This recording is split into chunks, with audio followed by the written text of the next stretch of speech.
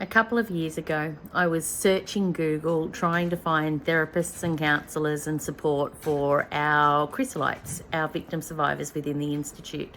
It was really funny. I came across an organisation called Full Stop, the old New South Wales Rape Crisis Centre, and I found Carol's name, and all of a sudden it struck me that I thought, I think I actually need to undergo another round of therapy for myself.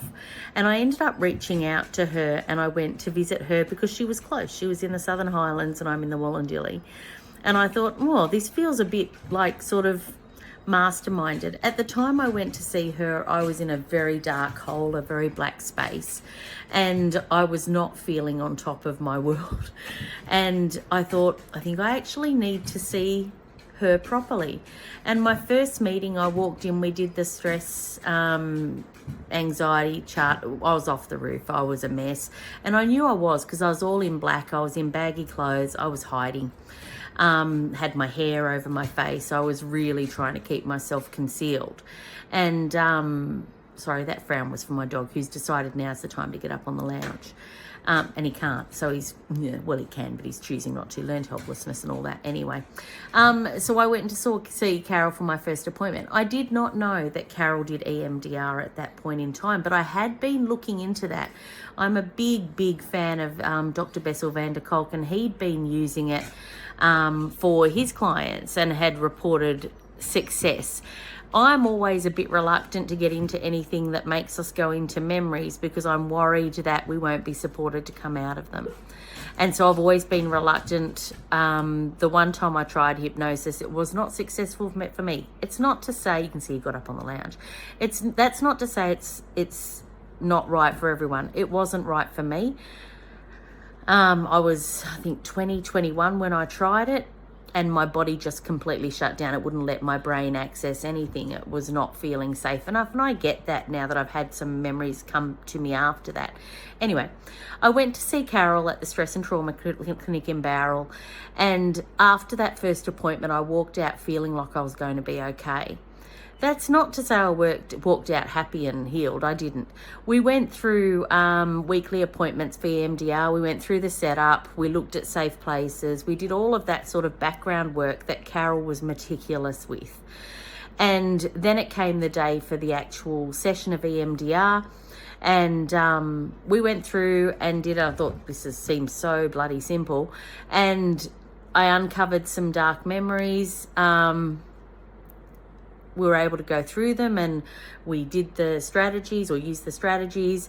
I went out. Now, as is common, Carol suggested that there may be some emotional, emotional vulnerability, emotional hangover, some emotional things might come up.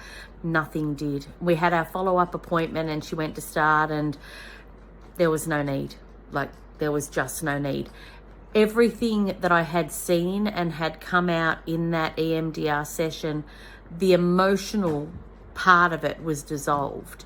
And even today, and I think it's like 3 years on, it can't be that long, but it can be, I can think those memories, I have them, they haven't gone anywhere, but I feel no emotional reaction or activation when I think of them. They're just there. It's now part of my history. I understand what happened. I can see what happened, but I don't carry that part of it anymore in my body and I don't feel it. And it was the most insane gift to be able to walk out of there. Now, Carol did say I'd done a lot of my own work prior to this, which could have enabled such a strong response. At any rate, also my stress levels had gone and I was back into a very healthy range, and that was all within like a 6 to 8 week process. It was amazing, just amazing. And I became a firm fan of Carol's. I was stoked when I heard her and Amanda were doing the podcast. I didn't know they were, but I was impressed because I thought, yep, I can only advocate so far. I ended up going to see Carol because they do the intensive sessions now, and I went and sat through an intensive session, and same thing. The things that came up that were significant to me prior to walking in are still significant to me, but they no longer carry the emotional activation, even now. For me, EMDR was very successful. For me, I think it was successful because I had complete faith and trust in Carol, and because I got quick results, I was able to do the work around it. I think it's really, really important that you find someone who is a right fit for you, who can explain the process, go through every step, and who will not let you leave feeling activated or emotional.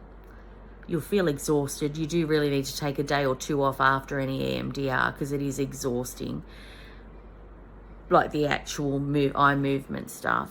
But I am a firm advocate for it, and I do highly recommend Carol from the Stress and Trauma Clinic. And if she's working with Amanda, then I have no doubt Amanda is just as good.